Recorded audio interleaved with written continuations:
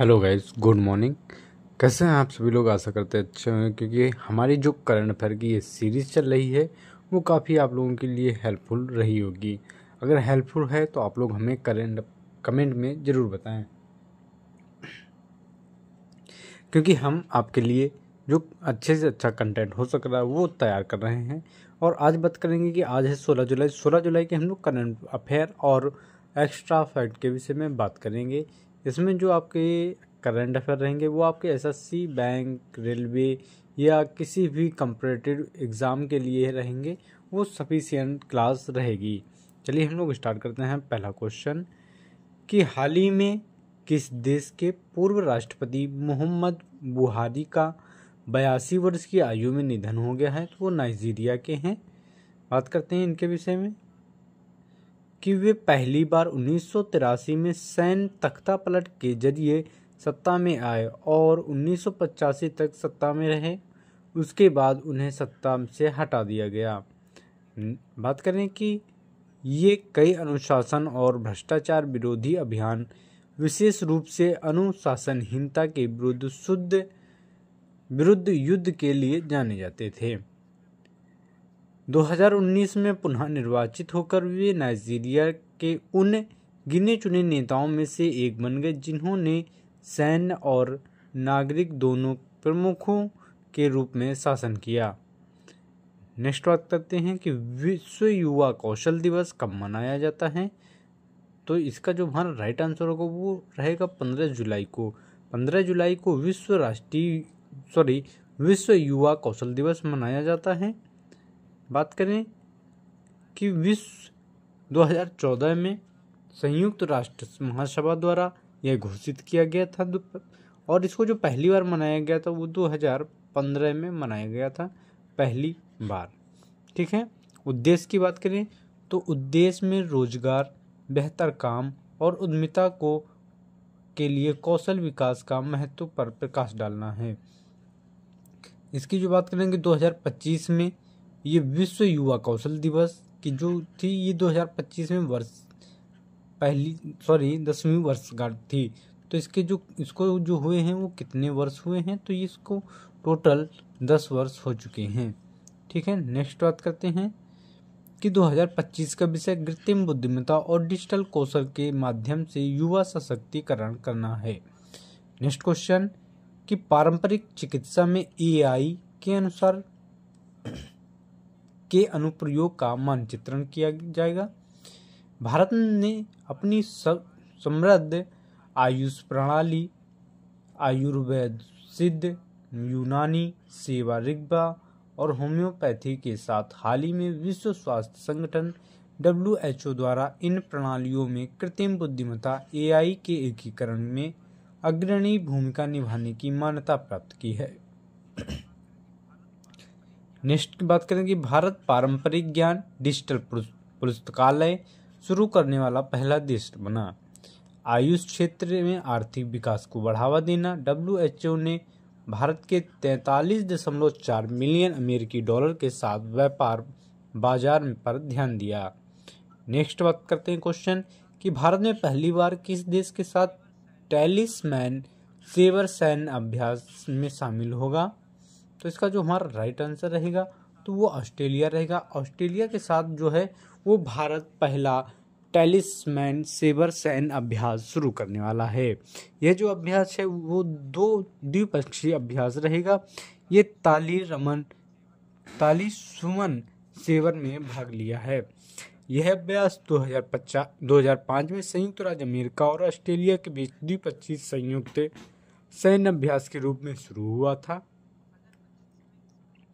2025 में इसमें 19 देशों के 3500 से अधिक कर्मी शामिल हुए थे। मलेशिया और वियतनाम पर्यवेक्षक के रूप में इसमें भाग ले रहे हैं। नेक्स्ट क्वेश्चन कि 15 जुलाई को किस संस्था को नेतृत्व और युवा प्रशिक्षण के लिए 77 वर्ष पूरे हुए हैं? तो ये बात करते हैं कि ये जो NCC है ये 15 जुलाई 1948 को अपने उद्घाटन के 77 वर्ष पूरे कर लिए हैं। नेक्स्ट बात करते हैं कि इसकी जो स्थापना युवाओं की चरित्र, सेवा और नेतृत्व क्षमता को का निर्माण करने के लिए की गई है। नेक्स्ट कि इसका उद्देश्य रक्षा हितों को प्रोत्साहित करना और एक प्रशिक्षित युवा रिजर्व बनाना है। यह स्वतंत्रता के बाद 16 अप्रैल 1948 को एनसीसी अधिनियम के माध्यम से अस्तित्व में आया है। एनसीसी का गर्ल्स डिवीज़न 2049 में आया। जो ये पहले एनसीसी थी ये 1948 में ये ओनली बॉयज़ के लिए चली थी, और जो 2049 में संशोधन इसका हुआ था वो गर्ल्स के लिए भी चालू की गई। एनसीसी जो है ये रक्षा मंत्रालय के अंतर्गत आता है। नेक्स्ट क्वेश्चन, गडकरी ने भारत के दूसरे सबसे लंबे केबल मार्ग सिंगदूर पुल का उद्घाटन किया है। इसके विषय में बात करते हैं कि नितिन गडकरी ने भारत के दूसरे सबसे लंबे केबल स्टेड पुल का उद्घाटन किया है। बात करें इसके विषय में कि सिंगदूर पुल जो है ये 2.44 किलोमीटर लंबा है और 16 मीटर चौड़ा है। और बात करें इसके विषय में कि शिवमोगा जिले में सागर और मास्टकुटिया के बीच ये स्थित है। 470 करोड़ की लागत से निर्मित यह पुल शरावती और बैकवाटर को पार करती है। बात करें कि इस पुल का नाम देवी चंदेश्वरी के नाम पर रखा गया है, जो कि इनके सिंगदूर के चंदेश्वरी मंदिर तक पहुंचने के लिए आसान रास्ता है। नेक्स्ट क्वेश्चन, भारत के पहले डिजिटल घुमांतू गांव का उद्घाटन किस राज्य में किया गया है? इसका जो राइट आंसर है वो हमारा सिक्किम रहेगा। ये सिक्किम के यांगटेन में किया गया है। बात करते हैं इसके विषय में कि पाक योग जिले में स्थित यह है पहला दूरस्थ कार्य जीवन को बढ़ावा देती है। यह परियोजना पाक योग प्रशासन सर्वहिताय एनजीओ का एक संयुक्त प्रयास है। नोवैट सिक्किम नामक इस पहल का उद्देश्य देश विदेश के डिजिटल घुमांतू लोगों को आकर्षित करना है। नेक्स्ट बात करते हैं कि यह पहला स्थायी पर्यटन और स्थायी आजीविका को बढ़ावा देती है। नेक्स्ट क्वेश्चन, पेंटागन ने XAI संग $200 मिलियन का AI सौदा किया है। ये क्या है इसके विषय में बात करते हैं कि पेंटागन ने एलन मस्क की AI कंपनी XAI के साथ $20 करोड़ का समझौता किया है। यह समझौता XAI ने ग्रीक फॉर गवर्नमेंट कार्यक्रम का हिस्सा है। एजेंसियां राष्ट्रीय सुरक्षा के लिए बनाए गए ग्रोक 4 का उपयोग कर सकेगी। ग्रोक को एक कम फिल्टर वाला चैटबॉट माना जाता है जिसे 2023 में लॉन्च किया गया था। इसका लक्ष्य AI टूल्स का उपयोग करके सैन्य अभियानों का आधुनिकीकरण करना है। ग्रोक को X एकीकृत में किया गया है जिसे पहले ट्विटर के नाम से जाना जाता था।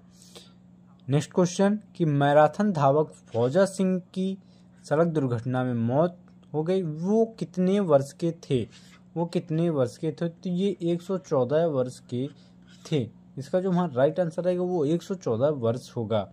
बात करते हैं इसके विषय में कि जलंधर के मैराथन के दिग्गज फौजा सिंह का 184 वर्ष की आयु में निधन हुआ है। ये जो इनका जन्म हुआ था वो 1 अप्रैल 1911 को पंजाब में हुआ था, और ये 79 वर्ष की आयु में उन्होंने अपनी पहली मैराथन दौड़ 2000 में लंदन मैराथन में भाग लिया था। लंदन, न्यूयॉर्क और टोरंटो में 9 मैराथन पूरी की थी। 2004 में एथेंस, 2012 में लंदन ओलंपिक में मसाल वाहक रहे। नेक्स्ट क्वेश्चन कि मोहम्मद अली और डेविड बेकहम के साथ एक विज्ञापन अभियान भी शामिल हुए थे। नेक्स्ट क्वेश्चन कि 57वें अंतर्राष्ट्रीय रसायन विज्ञान ओलंपियाड में भारत को 2 स्वर्ण और 2 रजत पदक दिए हैं। तो इनके विषय में बात करते हैं कि दुबई में आयोजित 17वें राष्ट्रीय रसायन विज्ञान ओलंपियाड में भारत ने 4 पदक जीते हैं।